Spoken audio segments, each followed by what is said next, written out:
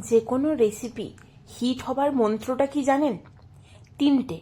একটা হলো ধৈর্য, আর একটা হলো ভালোবাসা, আর একটা হলো যত্ন।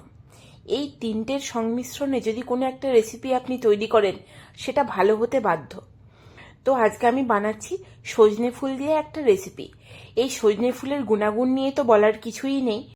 এই সময় যে পক্স হয়, এই পক্স অ্যান্টি পক্স হিসেবে কাজ করে এই সজনে ফুল। প্রথমেই দেখুন, সজনে ফুলটাকে আমি নুন হলুদ দিয়ে ভালো করে ভেজে নিয়েছি। তারপর বেশ কতকগুলো মটর ডালের বড়ি নিয়েছি, সেগুলোকে শুকনো খোলায় একটু ভেজে নেবার পর নুন হলুদ আর সর্ষের তেল দিয়ে আর একটু ভালো করে মুচমুচে করে ভেজে নিয়েছি।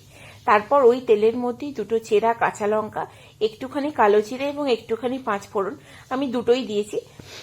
দিয়ে পরে আলুটাকে নুন হলুদ দিয়ে একটুখানি ভেজে নেব। যখন ভাজা হয়ে যাবে প্রায় 50% মতো, সেই সময় এর সঙ্গে আমি দিয়ে দেব ওই আগে থেকে কেটে রাখা বেগুন। বেগুন আর আলুটাকে বেশ কিছুক্ষণ নরম করে আমি ভেজে নেব।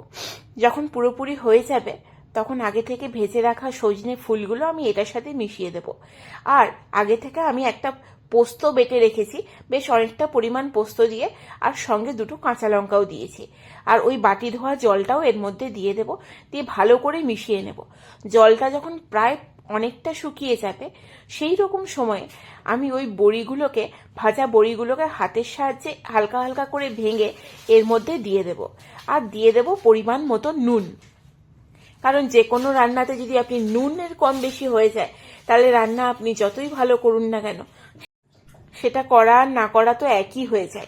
আর যে কোনো পোস্তর রেসিপিতে লাস্টে একটুখানি কাঁচা তেল কিন্তু মাস্ট। একটুখানি ওপর থেকে কাঁচা তেল ছড়িয়ে দিন আর গরম ভাতে উপভোগ করুন।